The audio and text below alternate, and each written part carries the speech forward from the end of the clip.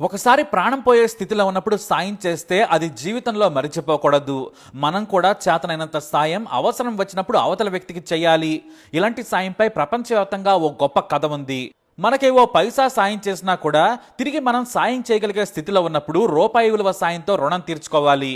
అదే మీరు చూడబోయే ఈ ప్రపంచవ్యాప్తంగా ప్రఖ్యాతిగాంచిన కథ. ఓ అడవిలో వేటకెళ్లారు నలుగురు వ్యక్తులు. ఆ నలుగురు అరివేర భయంకరమైన వేటగాళ్లు. తమ వేటలో ఏది పడ్డా సరే చంపి తినేస్తారు. ఇక వీరి వేట గురించి తప్పించుకోవటం ఏ జంతువుకి సాధ్యం కాదు. అలా అడవిలో వేటాడుతూ ఉంటారు. సరిగ్గా ఆ సమయంలోనే వారికి ఎదురుగా ఓ నక్క పరిగెత్తింది. దీంతో వేటగాళ్లు బాణాలు కత్తులు విసురుతున్నారు. తమ వల వైపు దాన్ని పరిగెత్తిస్తూ ఉన్నారు. కానీ ఆ నక్క చాలా తెలివైంది. దూరంగానే వలను చూసి ఒకేసారి లాంగ్ జంప్ చేసి దాటేసింది. అయినా వేటగాళ్లు వదిలిపెట్టలేదు. మెరుపు వేగంతో దాని వెంట పడుతూనే ఉన్నారు. సరిగ్గా ఆ సమయంలోనే ఓ వేటగాడు చిన్న విల్లు విసిరాడు. సరాసరి ఆ విల్లు నక్క కడుపులో దిగింది. దీంతో నక్క ఒక్కసారిగా కింద పడిపోయింది. వెనుక వేటగాళ్లు పరిగెడుతున్నారు. కానీ నక్క మాత్రం మళ్లీ శక్తిని కూడదీసుకొని లేచి పరిగెత్తడం మొదలుపెట్టింది. అలా అడవి దాటింది. అప్పుడే దూరంగా ఓ చిన్న గుడిసె కనిపించింది. ఆ గుడిసెలోకి వేగంగా దూరింది నక్క. సరాసరి ఆ గుడిసెలోకి వెళ్లి అలసటతో పడిపోయింది. ఆ గుడిసెలో రాజయ్య చిన్న మంచంపై పడుకుని ఉన్నాడు. అతని వయసు ఇంచుమించుగా 21 ఏళ్లు. అతని కాళ్లను నాకింది నక్క. చీచి అంటూ నక్కను కర్రతో కొట్టబోయాడు రాజయ్య. కానీ దాని కడుపులోకి చిన్న బల్లెం దిగింది చూశాడు. ఆగిపోయాడు. స్వామి, నువ్వు నాకిప్పుడు దేవుడితో సమానం. నా వెంట నలుగురు వేటగాళ్లు వెంటాడుతున్నారు. ఇటే వస్తున్నారు. నన్ను కాపాడు. నీ రుణం నేను తీర్చుకుంటాను. నాకు మాట్లాడే శక్తి లేదు. ప్రాణం పోసినా చంపినా నీ చేతుల్లోనే అంటూ మోర్చపోయింది నక్క. రాజయ్య బయటకు చూశాడు.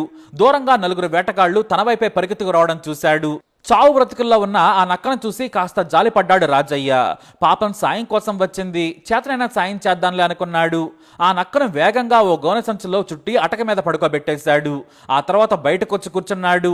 వేటగాళ్ళు దగ్గరకు వచ్చి, ఇటువైపు ఏమైనా ఓ నక్కొచ్చిందా, నువ్వు చూసావా అంటూ యువకుడైన రాజయ్యను అడిగారు వేటగాళ్లు. నక్కోకొక్కో సరిగ్గా కనిపించలేదు, కానీ ఓ జంతువైతే ఇటు పారిపోయిందని చెప్పాడు. అది మా దెబ్బకు పారిపోతున్న నక్కే. దానికి బల్లెం దిగింది. ఎంతో దూరం పారిపోదులే పదరా అంటూ పరిగెత్తారు వేటగాళ్లు. ఆ వేటగాళ్లు వెళ్లిపోగానే రాజయ్య నక్కకు సపర్యలు చేశాడు. బల్లెం బయటకు తీసి కట్టాడు. చెట్ల రసాలు గాయానికి పూసి వైద్యం చేశాడు. 4 రోజుల తర్వాత కాస్త కోలుకుంది నక్క. సరిగ్గా నెల రోజుల పాటు నక్కకు తన ఇంట్లోనే వైద్యం చేసి పూర్తిగా గాయం నయం చేశాడు. అతని జాలిగుండెను చూసి నక్క దండం పెట్టింది. రాజయ్య, నువ్వు నాకు ప్రాణదానం చేశావు. ఇంతకంటే గొప్ప సాయం ప్రపంచంలో ఉండదు. నేను కూడా నీకు నా వంతు సాయం చేస్తాను. నీకింకా పెళ్లి కాలేదు కదా. సరిగ్గా అడవికి అవతల వైపున ఓ చిన్న రాజున్నాడు. చాలా ధనవంతుడు. 100 ఓళ్లను పాలిస్తున్నాడు. తానే రాజునని ప్రకటించుకున్నాడు కూడా. అతనికి ఓ అందమైన కూతురుంది. ఆమెతో నీకు పెళ్లి జరిపిస్తాను అన్నది నక్క. ఆ మాటలు వినగానే రాజయ్య గొల్లుమని నవ్వాడు. నా పేరు రాజయ్య, నేను రాజును కాదు. నువ్వు నీ నక్క తెలివిని నా ముందు చూపించకన్నాడు రాజయ్య. లేదు, నేను నిజంగా నీ పెళ్లి చేస్తాను. నాకు ఆ మాత్రం తెలివుందని చెప్పింది నక్క. మాసిన బట్టలు, తాటాకు గుడిసె, నొలక మంచం తప్ప నా దగ్గర ఏమీ లేదు. నాకు రాజు తన కూతురునిచ్చి పెళ్లి చేస్తాడా అని నవ్వాడు. ఆ విషయం నాకు వదిలే రాజయ్య, నేను చూసుకుంటాను. ఇప్పుడే నేను రాజు దగ్గరకు వెళుతున్నాను అని చెప్పింది నక్క. కానీ రాజయ్య మాత్రం, సరే నీ ఇష్టం, రాజు కూతురు పెళ్లంగా వస్తుందంటే కాదంటానా అని నొలక మంచంపై బీడీ తాగుతూ పడుకున్నాడు. నక్క అడవి దాటి ప్రయాణించి రాజు దగ్గరకు వెళ్ళింది.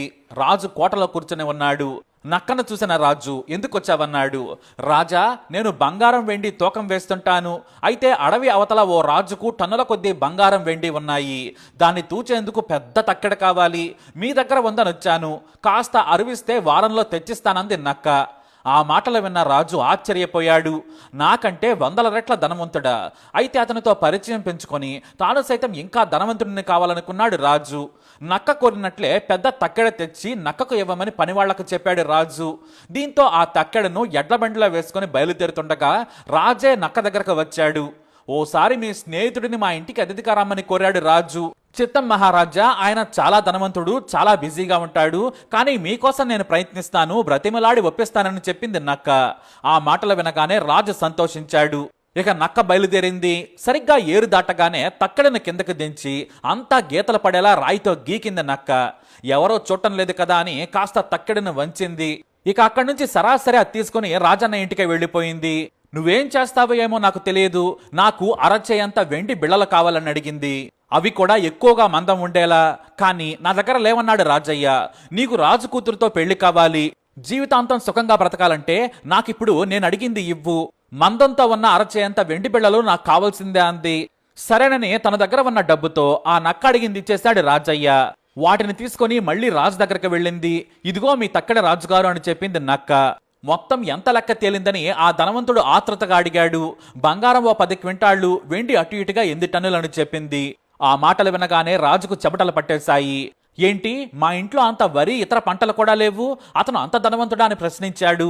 అవును, ఇదిగో తక్కెడ చూడు ఎలా వంగిందో, పెద్ద సైజున్న 4 వెండి బిళ్ళలు కూడా ఈ తక్కెడలో ఇరుక్కుపోయాయి, మీరే తీసుకోండి అని చెప్పింది నక్క. సరే, అతని గురించి చెప్పమనగా అతని పేరు రాజన్న దొర, చాలా ధనవంతుడు. అయిన వారెవరూ కూడా ఆయనకు లేరు, కానీ కావలసినంత సంపద ఉంది. ఇంత బంగారం వెండి తనకొద్దని పేదలకు పంచుతూ ఉన్నారు. ఇంకా పెళ్లి కాలేదు, మంచి అమ్మాయి కోసం చూస్తున్నారు. నేను మీ మంచితనం తెలిసి మీ అమ్మాయి గురించి చెప్పాను. మీరు ఊ అంటే ఆ రాజన్న దొరతో పెళ్లి చేయిస్తాను. మీ బంగళా కంటే ఖరీదైన బంగళా ఉంది, మహారాణిలా చూసుకుంటాడు. మీ 100కు కూడా భోజనాలు పెట్టించేంత శక్తి ఉందని చెప్పింది నక్క. బాగా ఆలోచించిన ఆ ధనవంతుడు సరేనన్నాడు. సరే, ఎల్లుండి మంచి రోజు, పెళ్లి చూపులకు తీసుకొస్తానని చెప్పి సంతోషంగా నక్క వెళ్ళిపోయింది. వెంటనే మళ్ళీ రాజన్న ఇంటికి చేరుకుంది నక్క. ఎల్లుండి పెళ్లి చూపులు, రెడీ కావాలని కోరింది. నా దగ్గర కొత్త బట్టలే లేవు, ఉన్న డబ్బులతో కూడా నీకే ఆ వెండి ఇచ్చేశాను. ఇలా పాత బట్టలతో వెళ్తే నమ్ముతారా? అక్కడే చంపేస్తారని భయపడ్డాడు రాజన్న. నువ్వేం కంగారు పడకు, నేనున్నాను కదా అంటూ ధైర్యం చెప్పింది. ఇక పెళ్లి చూపులకు అడవిలో నుంచి రాజన్నను తీసుకెళ్ళింది. సరిగ్గా ఆ ధనవంతుడైన రాజు కోటకు కాస్త దూరంగా ఆగిపోయింది నక్క. ఆ పక్కనే ఓ బురద మడుగు కనిపించింది. అందులోకి రాజన్నను నెట్టేసింది. నువ్వు బురదలో నుంచి వచ్చి ఎక్కడే కూర్చో, వస్తానని చెప్పి సరాసరి ధనవంతుడింటికి వెళ్ళిపోయింది. పెళ్లి కొడుకు ఎక్కడా అని అడిగాడు రాజు. ఏం చెప్పమంటావు రాజా, మా రాజన్న దొర ఎంతో విలువైన తెల్లటి గుర్రం మీద వస్తున్నాడు. సరిగ్గా ఆ సమయానికే ఓ పులి మీదకొచ్చింది. దీంతో గుర్రం రాజును బురదలో పడేసి అది పారిపోయింది. ఆ మాసిన బట్టలతో ఎలా రమ్మంటావని చెప్పింది. దీంతో అయ్యో అలా జరిగిందా అని కొత్త విలువైన బట్టలను తన మనుషులతో పంపించాడు రాజు. నక్క ఆ బట్టలను తీసుకెళ్లి దూరంగా ఉన్న బావిలో స్నానం చేయించి రాజన్నను వేసుకోమని చెప్పింది. ఆ తర్వాత భటులు రాజన్నను గుర్రపు బండి మీద తీసుకుని వెళ్లారు. అయితే కోట్లోకి వెళుతుండగానే రాజన్నకు కొన్ని సలహాలు చెప్పింది నక్క. ఈ రాజు ఇంట్లో కాస్త మర్యాదగా ప్రవర్తించు, లేకిలా తినకు, బట్టలు పద్దాకా చూసుకోకు, కోట మొత్తం ఏదో తిరిగి తిరిగి చూడకు, బెత్తర చూపులు అసలు చూడొద్దు, అనుమానం వస్తే దొరికిపోతామని చెప్పింది. రాజన్న ముందు సరేనన్నాడు. కానీ సరిగ్గా కోటలోకి వెళ్ళగానే ఆ ఇంటిని చూసి ఆశ్చర్యపోయాడు రాజన్న. తన బట్టలు చూసుకుంటూ మురిసిపోతున్నాడు. రాజు తన కూతురును పెళ్లి చూపులకు తీసుకొచ్చి కూర్చోబెట్టాడు. ఆమెను తదేకంగా చూశాడు. దీంతో ఆమె సిగ్గుపడుతూ వెళ్ళిపోయింది. ఇక లేకిలా నాకి నాకి భోజనాలు చేశాడు. ఇంటిని తదేకంగా చూస్తూ తిరిగాడు. అతని వాలకం చూసి రాజుకి కోపం వచ్చింది. ఏంటి నక్కగారు, మీరేమో రాజన్నారు, ఆయన ఇలా తన బట్టలను తానే చూసుకుంటున్నాడు, ఎప్పుడూ భోజనమే చేయనట్లు ప్లేట్ అంతా నాకేశాడు అని అడిగాడు రాజు. ఓ అదా, మీరు ఇచ్చిన బట్టలు చాలా వదులుగా ఉన్నాయి, మరి ఆయనకు చిరాగ్గా ఉంది. ఇక రోజు 100 రోజులతో భోజనం చేసే ఆయనకు మీరు మహా అయితే 25 పెట్టారు. అయినా మీరు బాధపడకూడదని బాగా నచ్చినట్లు ఆయన అలా చేశారు. ఇక ఇల్లెందుకు చూస్తున్నారంటే, ఒకటైనా తన ఇంట్లోని వస్తువు కంటే విలువైనది కనిపించకపోతుందా అని ఆతృతగా చూస్తున్నారని కవర్ చేసేసింది నక్క. దీంతో రాజు అవునా సరేనన్నాడు. తనకు రాజన్న దొర అందం నచ్చింది, ఆస్తులు నచ్చాయి. అంత పెద్ద ధనవంతుడికి తన కూతురునిచ్చి పెళ్లి చేయటం ఇష్టమేనన్నాడు. అయితే మరో 4 రోజుల్లోనే పెళ్లి చేద్దామన్నాడు రాజు. నక్క సరేనంది. రాజన్న దొర కూడా ఒప్పుకున్నాడు. అయితే ఇక అడవికుండా తిరుగు ప్రయాణమయ్యారు నక్క, రాజన్న దొర. దారిలో వెళుతుండగా ఓ 10,000 గొర్రెలు, మేకల మంద, ఓ 1000 ఆవులు, ఓ 500 ఇతర పశువులు అటుగా వెళుతున్నాయి. వాటిని చూసి కాపరులను అడిగింది నక్క. ఇంత పెద్ద మంద ఎవరిది అని అడిగింది. ఓ అది మీకు తెలియదా, ఇది గజ దొంగ గంటం దొరది. ఆయన ఇల్లు చూసావా, ఈ దేశంలోనే ఉండి ఉండదు, మొత్తం పాలరాయితో చేసింది. ఆయన పేరు చెబితే అంతా భయపడతారని చెప్పారు కాపరలు. ఆ మాట వినగానే నక్కకు వెంటనే ఐడియా వచ్చింది. మీరు నాకు చెప్పారు కాబట్టి సరిపోయింది. ఈ మాట అడవి అవతల రాజుకు, ఆయన మనుషులకు చెప్పకండి. గజ దొంగ గంటం దొరను చంపేందుకు ఇటుగా వస్తున్నాడు. ఆయన వెంట 1000 మంది ఉన్నారు. మీ ప్రాణాలు కాపాడుకోవాలంటే ఈ మంద ఎవరిది అంటే, ఇదిగో మా రాజన్న దొర పేరు చెప్పండి. ఈయన డ్రెస్ చూశారు కదా, ఆయన చాలా క్లోజ్ ఫ్రెండ్స్. ఈయన పేరు చెబితే చాలు, ఆ రాజు మిమ్మల్ని ఏమీ అనడు. కాబట్టి ఆ ఇల్లు కూడా మా రాజన్న దొరదే అని చెప్పమంది నక్క. ఆ తర్వాత గజ దొంగ ఇంటికెళ్ళింది నక్క. రాజన్నను కూడా తోడుగా తీసుకెళ్ళింది. ఆ ఇంటిని చూసి నక్కకు సైతం కళ్ళు తిరిగాయి. 100 ఎకరాల్లో విశాలమైన ఇల్లు, విదేశీ మార్పులతో తాజ్ మహల్లా మెరిసిపోతుంది కోట. ఇంట్లోకి వెళ్ళగానే గజదొంగ వారిని భయపెట్టాడు. ఎంత ధైర్యం ఉంటే ఇంట్లోకి వస్తున్నారని అడిగాడు. నీ ప్రాణం కాపాడేందుకే వచ్చామని తెలివిగా సమాధానం చెప్పింది నక్క. అదేంటన్నాడు గజదొంగ గంటం ధర. నీ కోసం అడవి అవతల ఉన్న రాజు 1000 మందితో 4 రోజుల తర్వాత దాడికొస్తున్నాడు. ఆయన దగ్గర విదేశీ తుపాకులు కూడా ఉన్నాయి. నువ్వు కనిపిస్తే చంపేస్తాడు. నీ మీద 1000 మంది ఫిర్యాదు చేశారట. మేకలు, గొర్రెలు, బంగారం, వెండి అన్నీ దోచుకున్నావట అని చెప్పి భయపెట్టింది. మరైతే నేనేం చేయాలన్నాడు గజదొంగ. నువ్వు నీ మనుషులు ఆ రాజును ఎదుర్కోలేరు. ఇదిగో ఈయన పేరు రాజన్న. ఆయనకు చాలా కావలసిన మనిషి. ఈయన ఎంత చెబితే అంత. ఈ కోట, ఈ ఆస్తులు, పశువులు, బంగారం ఎవరివంటే ఈయనవే అని చెప్పండి. మిమ్మల్ని వదిలేస్తాడు. ఇవన్నీ మా రాజన్నవేనా అని చూసి వెళ్ళిపోతాడు. మీరు దర్జాగా బ్రతకొచ్చని చెప్పింది నక్క. ఆ మాటలు విన్న గజదొంగ, ఓ ఇంతేనా, అదేముంది, సరే చెబుతానులే అన్నాడు. తన ఇంట్లో పనిచేసే వారందరికీ కూడా ఇక నుంచి ఈ ఇల్లు, ఆస్తులు, పశువులు అన్నీ రాజన్న దొరవే, ఎవరడిగినా కూడా ఆ పేరే చెప్పాలన్నాడు. వారంతా కూడా సరేనన్నారు. ఇక ఆ రాజు మీ ఇంటికి వచ్చే సమయానికి బీరువాలో దాక్కోవాలి. ఆయన వెళ్లిపోగానే బయటకు రావాలని గజదొంగకు చెప్పింది. అయితే ఓవేళ మీరు ఆ రాజుకు కనపడితే చంపేస్తారు. కాబట్టి ఎందుకైనా మంచిది ఈ ఆయుధం కూడా దగ్గరుంచమని, ఓ కత్తి కూడా తీసుకెళ్ళమని చెప్పింది. మీరు నా ప్రాణాలు కాపాడేందుకు వచ్చిన దేవుళ్ళని నక్క బుట్టలో పడ్డాడు గజదొంగ. సరిగ్గా 4 రోజుల తర్వాత తన కూతురుని తీసుకొని 1000 మందితో రాజన్న దొర దగ్గరకు బయలుదేరాడు రాజు. నక్క ఆయనకు అడవిలో ఎదురెళ్ళింది. రండి రాజావారంటూ గజదొంగ కోట దగ్గరకు తీసుకొచ్చింది. ఆ కోటను చూసి ఆశ్చర్యపోయాడు రాజు.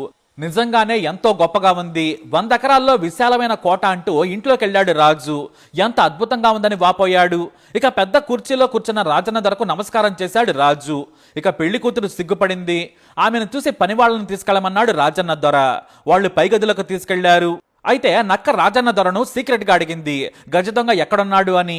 ఆ బీరువాలోనే దాక్కున్నాడని చెప్పాడు. ఇక రాజు ఇల్లు భవనం చూసి తెగ సంతోషపడ్డాడు. అయితే నక్క రాజును పక్కకు పిలిచి ఓ విషయం చెప్పింది. మిమ్మల్ని చంపడానికి ఓ గజదొంగ వచ్చాడు. వాడు తెలివిగా ఆ బీరువాలో దాక్కున్నాడు. వాడు బయటకు వస్తే మీ ప్రాణాలకు ప్రమాదం అని చెప్పింది. దీంతో నన్నే చంపేంతవాడా, నాకు కత్తి యుద్ధం వచ్చిన సంగతి ఆ దొంగకు తెలిసుండదు, చీల్చి చెండాడుతానన్నాడు ఆవేశంగా రాజు. అయితే వెళ్లి చీల్చమని చెప్పింది నక్క. ఆవేశంగా రాజు బీరువా తలుపు తెరిచాడు. ఎదురుగా నిజంగానే గజదొంగ. దీంతో ఆ గజదొంగ కూడా తన ప్రాణాలు కాపాడుకునేందుకు తన దగ్గరున్న కత్తి ఎత్తాడు. కానీ ఈలోపే రాజు వేగంగా ఆ దొంగ తలను నరికేశాడు. అంతే, దొంగ ప్రాణాలు పోయాయి. ఆ గజదొంగ శవాన్ని అడవిలో పాతిపెట్టి రమ్మని తన మనుషులకు చెప్పాడు రాజు. ఆ దృశ్యం చూడగానే రాజన్న దొరకు భయం వేసింది. కానీ నక్క భయపడకని సైగ చేసింది. ఆ తర్వాత గజదొంగ కోట, ఆస్తులు, సిరి సంపదలన్నీ కూడా రాజన్న దొర అనుభవించాడు. అలాగే ఆ సమయంలో ఓసారి నక్క వైపు చూశాడు. రాజన్న రుణం తీర్చుకున్నానని రాజన్న కళ్ళను చూసి అర్థం చేసుకుంది నక్క. ఇక సెలవు అని చెప్పింది. తనకు ప్రాణదానం చేసిన రాజన్న రుణం అలా తీర్చుకుంది నక్క. నీకు మాటిచ్చినట్టే నిన్ను గొప్పింటి అల్లుడిని చేసి మాట నిలబెట్టుకున్నాను.